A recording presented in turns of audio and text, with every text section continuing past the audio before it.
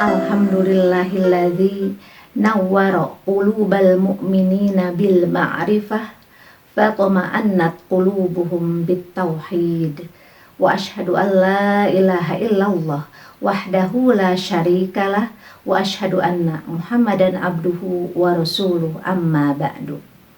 Segala puji bagi Allah yang telah menerangi hati orang-orang beriman dengan makrifat, maka hati mereka menjadi tenang dengan tauhid.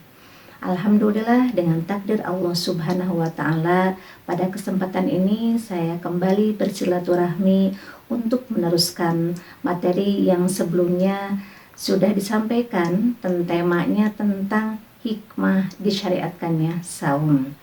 Sebagaimana yang sudah disebutkan bahwa sumbernya saya mengambil dari buku Al-Ustadz Aceng Zakaria di buku temanya fatwa-fatwa seputar Ramadan, yang mana disebutkan ada 4 hikmah disyariatkannya saum. Sekarang masuk kepada hikmah yang ketiga, yaitu talyinul masyair, memperhalus perasaan.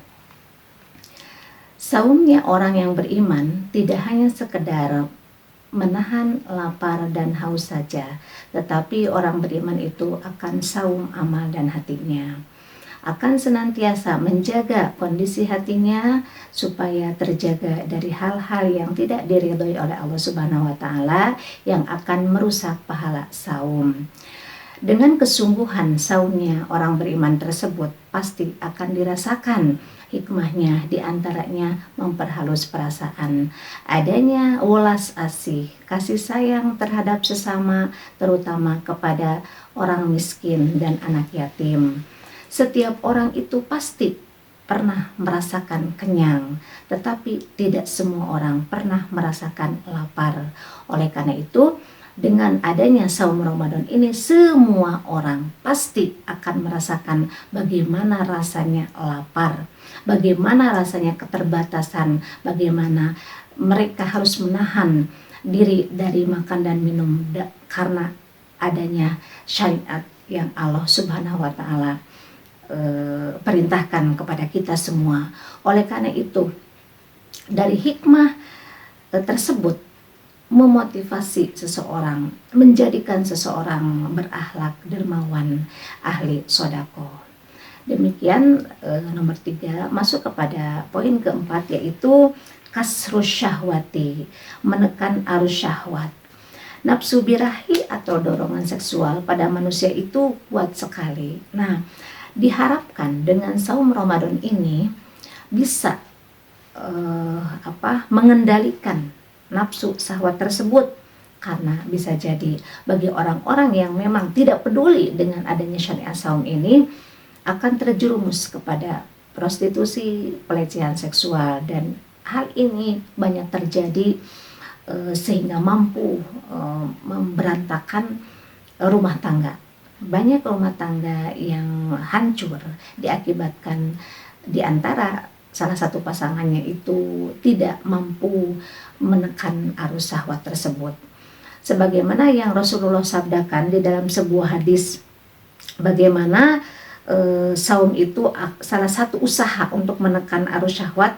Nabi bersabda, ya ma'syarus syabab, man istata'a minkumul ba'ata falyatajawwaz fa innahu aghaddu lil basari wa ahsanu lil farji wa man lam yastati fa alaihi bis-shaumi fa innahu lahu wijaun, muttafaqun alaihi.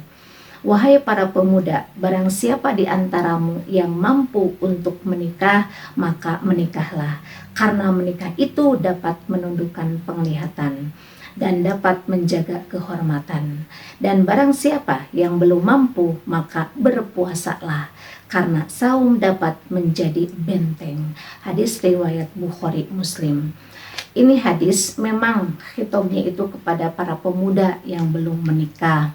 Jadi ketika mereka secara biologisnya sudah cukup gitu, tetapi secara akilnya belum dewasa, belum matang untuk menjalankan ibadah rumah tangga, menjadi seorang qawwam bagi laki-laki dan menjadi seorang istri bagi perempuan, istri bagi suami, dan ibu bagi anaknya. Oleh karena itu dengan saumlah salah satu usaha untuk menekan arus syahwat. Nah, walaupun khitabnya ini untuk bagi pemuda yang belum menikah, tetapi ada pesan dan pelajaran bagi yang sudah menikah pun, ketika memang terus harus menekan arus syahwat tersebut, karena beda lagi gitu kan nafsu birahi yang sudah menikah. Oleh karena itu di dalam hukum Islam pun akan berbeda bagi orang yang berzina ya, bagi orang-orang yang tidak bisa mengendalikan arus syahwatnya itu mengakibatkan zina. Bagi orang-orang yang belum menikah, maka hukumnya itu adalah 100 cambuk ya, 100 cambuk.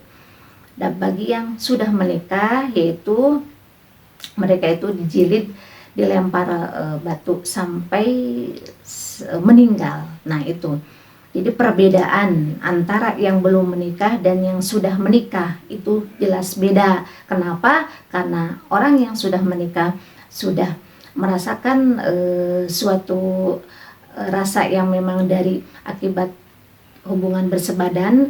Oleh karena itu dikarenakan dia sudah merasakannya, berkali lipat hukumannya.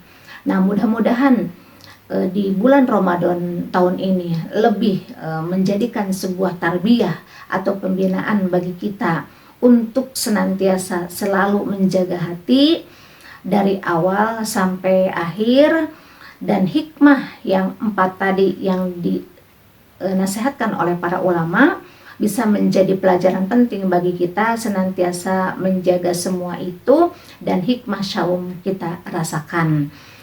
Sebagai penutup, saya ingin mengajak sahabat IAPI semua untuk bermurojaah sebuah doa, yang mana doa ini merupakan doa menghimpun seluruh kebaikan.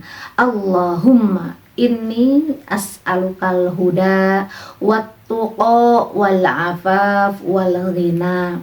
Ya Allah, aku memohon kepadamu petunjuk, ketakwaan, kesucian diri, dan kekayaan hati. Mudah-mudahan dengan apa yang disampaikan ada manfaatnya, khususnya bagi saya yang menyampaikan, umumnya bagi ikhwatu iman semua. Mohon maaf atas segala kekurangan. Aqulu qawli hadza wa astaghfirullah li wa lakum. Wassalamualaikum warahmatullahi wabarakatuh.